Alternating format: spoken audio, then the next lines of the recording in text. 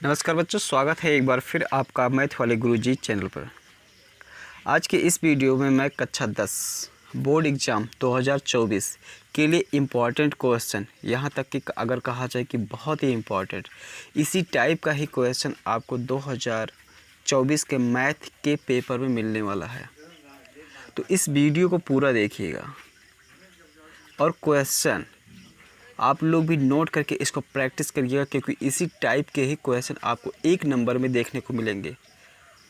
तो आपको मैथ को पूरी तैयारी करने के लिए, क्योंकि अभी मैं एक नंबर के भी बता रहा हूँ। पिछले वीडियो में मैंने बताया था कि √5 या √2 अपरिमेय को कैसे आप सिद्ध करेंगे कि √5 एक अपरिमेय संख्या है। ऐसे क्वेश्चन भी आएगा, ये कंफर्म है। उस टाइप का एक और क्वेश्चन है, उसको भी मैं वीडियो में बनाकर बताऊंगा आप लोगों को। तो वीडियो को अंत तक देखिएगा। और यदि आप कक्षा 10 के स्टूडेंट हैं तो आपका स्वागत है, अगर नहीं है तो इस वीडियो को शेयर करें कक्षा 10 के स्टूडेंट के पास, और ताकि उसको कक्षा 10 के स्टूडेंट ज़्यादा से ज़्यादा लाभ उठा पाएँ। तो चलते हैं, हम लोग आगे बढ़ते हैं। चलिए देखो, लिखा हुआ है कक्षा 10 बोर्ड यहाँ पर, जो कि मैंने पहले ही बता दिया। पहला संख्या 156 का अभाज्य गुणनखंड होगा। चूँकि ये बच्चों ऑप्शनल था, लेकिन मैं यहाँ पर चूँकि बता रहा हूँ इसलिए मैंने इसको ऑप्शन में नहीं लिखा है। तो 156 का अभाज्य गुणनखंड होगा। तो देखिए अभाज्य गुणनखंड कैसे निकाला जाता है, मैं यहाँ पर बता रहा हूँ आपको।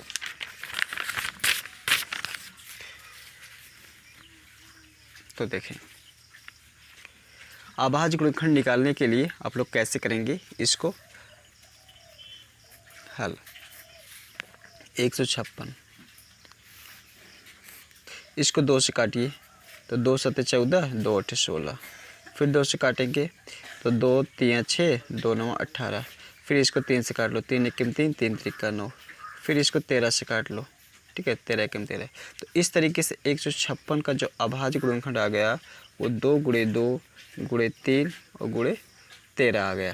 ठीक है बच्चों, तो इस तरीके से हम लिख सकते हैं 2 पावर 2 और 3 पावर 1 लिख सकते हैं, और 13 पावर 1 लिख सकते हैं। तो इस तरीके से 156 का अभाज्य गुणनखंड होगा। पूछा गया है बच्चों, ये क्वेश्चन पूछा गया है एग्जाम में, तो आप लोग इसको तैयार करिएगा ढंग से। इसके बाद देखो अगला 144 के अभाज्य गुणनखंड में अभाज्य गुणनखंडों की घातों का योगफल है। ठीक है, तो इसको हम लोग कैसे सॉल्व करेंगे और कैसे टिक लगाएंगे आप लोग, ठीक है, अपने एग्ज़ाम में, तो मैं इसको यहाँ पर बता रहा हूँ। तो मैं यहाँ पर दूसरा क्वेश्चन सॉल्व करा रहा हूँ। 144, तो 144 2 7 14, 2 दूना 4, 2 3 6, 2 6 12, 2 1 2, 2 8 16, 2 9 18 बच्चों, 3 3 9 और 3 1 3। इस तरीके से 144 का जो आ गया अभाज्य गुणनखंड 2 × 2 × 2 × 2 × 3 × 3। इस तरीके से 2 है तो 2 के घात पे 4 और 3 के घात पे 2। कह क्या रहा था इसको समझिए पहले। ये देखो कह रहा था कि 144 के अभाज्य गुणनखंड में अभाज्य गुणनखंडों की घातों का योगफल। तो इसमें अगर देख पा रहे होंगे घात क्या क्या आ रहा है। घात यहाँ देखो 4 है, 2 है, तो घातों का योगफल क्या हो जाएगा? घातों का योगफल 4 + 2 बराबर कितना हो जाएगा? 6 हो जाएगा। तो इस तरीके से बच्चों यहाँ पर 6 आंसर हो जाएगा। ठीक है, आप लोग को ऑप्शन में मिलेगा तो ऑप्शन लगा लीजिएगा। अगला क्वेश्चन देखिए, ये 2024 के एग्ज़ाम के लिए बेहद ही इम्पोर्टेंट ये क्वेश्चन है। दिया गया है लासा 132 288, और इसके पहले जो हमने बताया है वो भी कई बार आया हुआ है। दिया गया है लासा 132 288 बराबर 3168। तो मासा क्या है इस नंबर का? तो देखो इस तरीके से बच्चों एक फार्मूला होता है, जब 2 नंबर दिया रहता है, अगर उसका 2 नंबर दिया रहा है और उसका लासा या मासा दिया रहा है, तो हम लोग कैसे निकालते हैं? तो देखो उसका फार्मूला होता है बच्चों, उस 2 नंबर का ये CF HCF मान लेते हैं वो 2 नंबर है AB, और सामने लगाएंगे LCM, वो 2 नंबर का LCM बराबर वो 2 नंबर का गुणा, ठीक है, ऐसे हो जाएगा। उस 2 नंबर का गुणा बराबर उस HCF और गुणे LCM, ये फार्मूला होता है। तो हमें क्या चीज़ गिवन है, हम लोग इसको देखेंगे। पहले गिवन है यहाँ पर नंबर, हमको नंबर अर्थात ए गिवन है। यहाँ पर मैं देख पा रहा हूँ कितना है, 132 और 288। 132 और गुणे है 288, बी में है 288, और हमको दिया हुआ है LCM दिया हुआ है। तो LCM दिया हुआ 3168, LCM 3168 ऐसे दिया हुआ है। और हमको HCF पूछ रहा है, HCF पूछ रहा है, ऐसे HCF पूछ रहा है। तो HCF हम लोग देखो कैसे निकाल लेते हैं। लिखेंगे फार्मूला HCF गुणे LCM बराबर फर्स्ट नंबर गुणे सेकेंड नंबर। तो इस तरीके से हमको HCF निकालना है। तो HCF को ऐसे रहने देते हैं। LCM 3168 है और AB 132 और गुणे है 288। इस तरीके से मैं क्या कर लूँगा, ट्रांसपोजिशन कर लूँगा, अर्थात 132 गुणे 288 और बटे हो जाएगा 3168। अब इसको जब आप लोग काटेंगे, काट करके इसको सरल करेंगे तो ये देखो क्या आ जाएगा। तो मैं इसको काटना शुरू करता हूँ। 2 किम 2, 2 चौका 8, 2 चौका 8, ठीक है। इसको काटो, 2 किम 2 हो जाएगा, 2 पच्चे 10, 2 आठे 16, 2 चौका 8, ऐसे हो गया। फिर इसको 2 से काटते हैं, ठीक है। तो 2 सत 14, 2 दूना 4 हो जाएगा। उसके बाद 2 से काटें, 2 सत 14, 2 9 18, 2 दूना 4। फिर इसको 2 से काटें तो ये 36 हो जाएगा। इसको 2 से काटेंगे, 2 तिया 6, 2 9 18, 2 छक 12 हो जाएगा।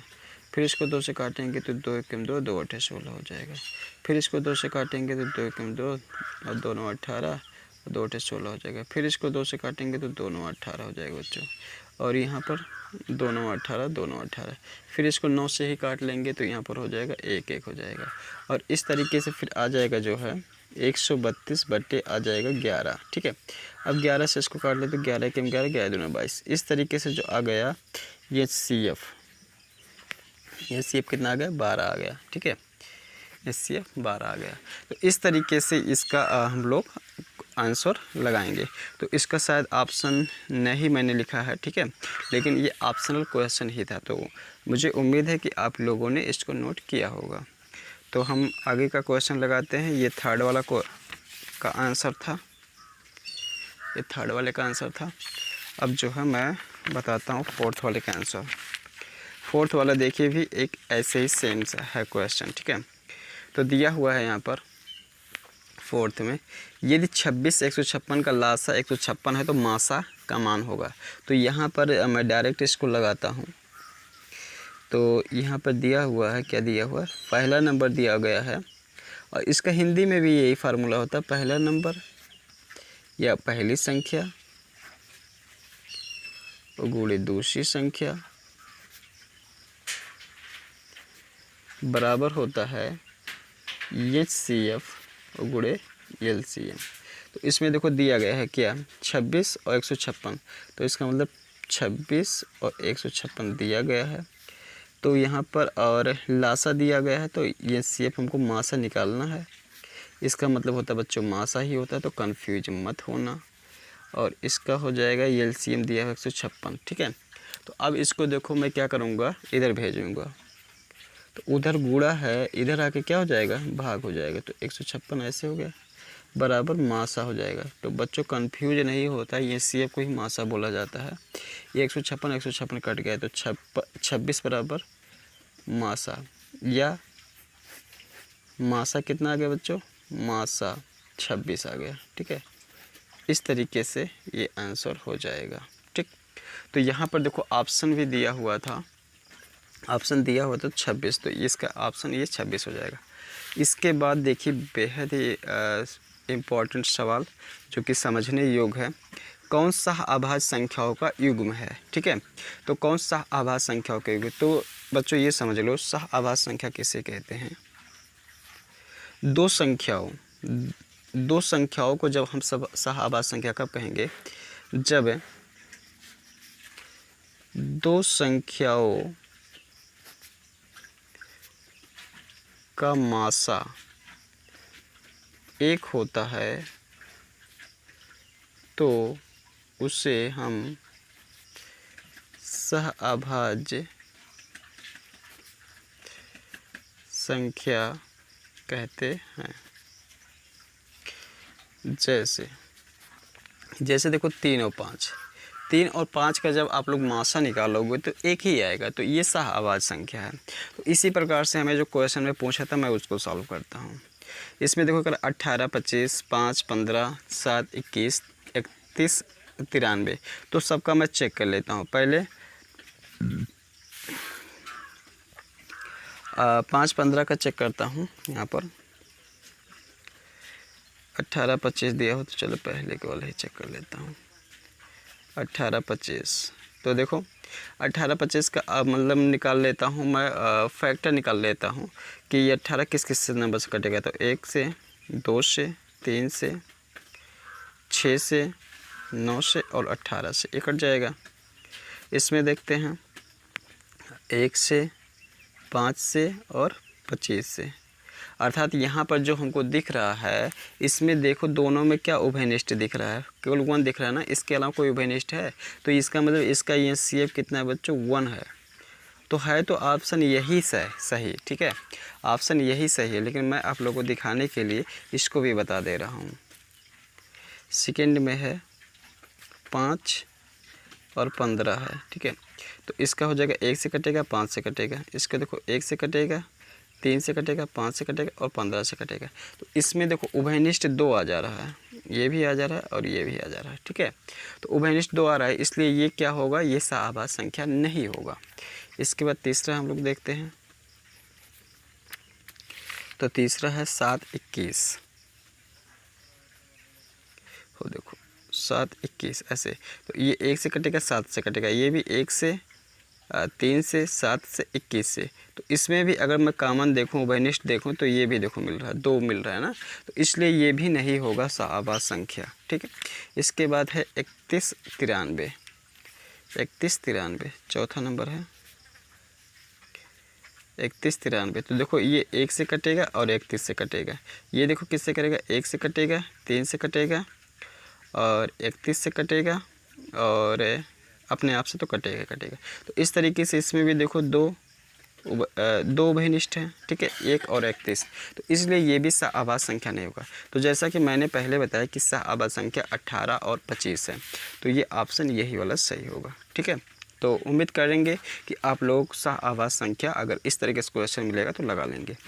इसके बाद ये देखो छठा नंबर जो सवाल है मैंने अभी दूसरे नंबर में करा रखा है। 144 के अभाज्य गुणनखंड में अभाज्य गुणनखंड की घातों का योग है। तो घातों का योग देखो यहाँ पर मैंने कराया है दूसरे नंबर क्वेश्चन में, ये देखो, ठीक है। तो घातों का योगफल कितना आया था, 6 आया था। तो इसका ऑप्शन जो सही हो जाएगा वो कितना हो जाएगा, सही 6 हो जाएगा, ठीक है। तो इस तरीके से मैंने पहले चैप्टर में आप लोगों को बताया कि कौन कौन सवाल इम्पॉर्टेंट है और कैसे आएगा और आप लोग उसको कैसे लगा के अपने सही ऑप्शन पे टिक लगाएंगे। तो उम्मीद करूँगा कि मेरे द्वारा बताए गए ये सवाल आपको समझ में आया होगा और आप नोट करेंगे और आपको परीक्षा में अच्छे अंक मिलेंगे। तो ऐसे ही वीडियो को देखने के लिए वीडियो को लाइक और चैनल को सब्सक्राइब भी करें और लोगों के पास ज़्यादा से ज़्यादा शेयर करें ताकि ज़्यादा से ज़्यादा लोग लाभ उठा सकें। धन्यवाद।